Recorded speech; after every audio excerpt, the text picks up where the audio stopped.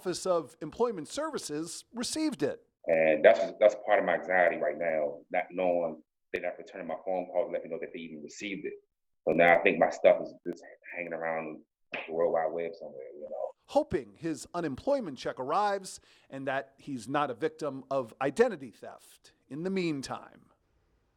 So we've been talking with the D.C. government about this all night, and they tell us they're working with their IT folks to clarify what security measures are in place to protect your information. We'll pass that along as soon as we get it. Tonight, some of our neighbors organized a caravan along MacArthur Boulevard in Northwest D.C. to show support to a whole bunch of people. They saluted firefighters and police officers, market operators, restaurant takeout operators, and of course, the nurses and doctors at our hospitals. Thank yous like this are taking place across the country every single night. That's pretty incredible, right? Well, let's keep it going because three friends from Maryland reunited for a great cause. I want you to meet Amanda, Carly, and Chelsea. They're raising money for local restaurants and feeding workers on the front line of this virus.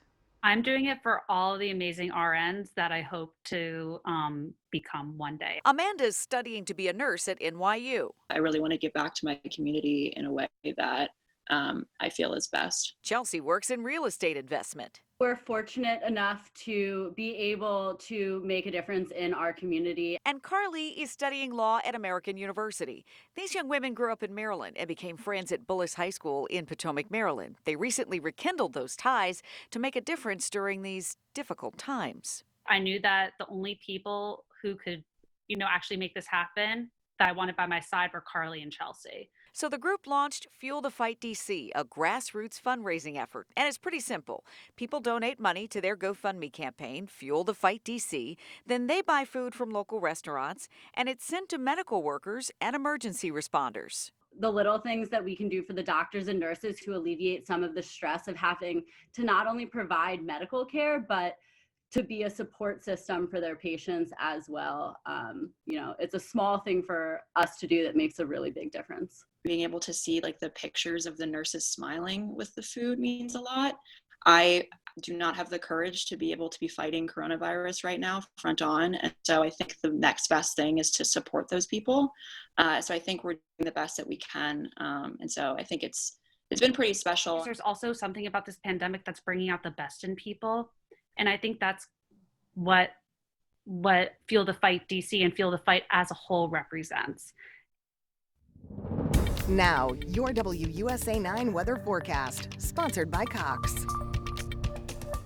Okay, pretty nice weekend. Saturday will just be super. You need your shades all day and a coat to start or a jacket to start in the morning. A really cold start and perhaps a bit of a freeze west of town. We talked about that. So here's the deal.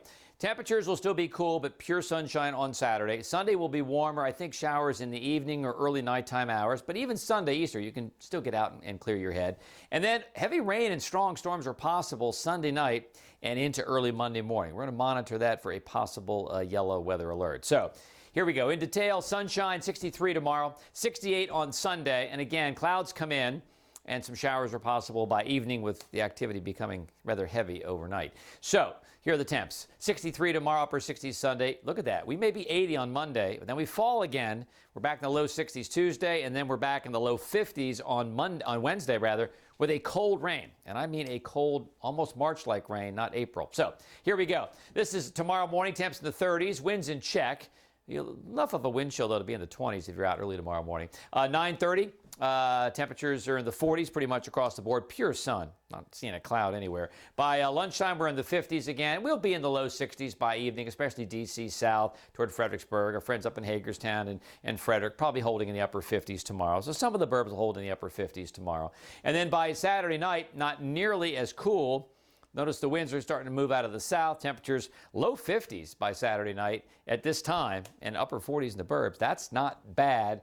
And even in the 40s pretty much across the board. So walk late Saturday night with the dog, no problems. Overnight, though, clear skies, breezy, freeze north and west. Low temperatures 30 to about 40. So here we go. We'll monitor Sunday and Monday for yellow weather alerts. Big storms in the morning on Monday, again, near 80 degrees.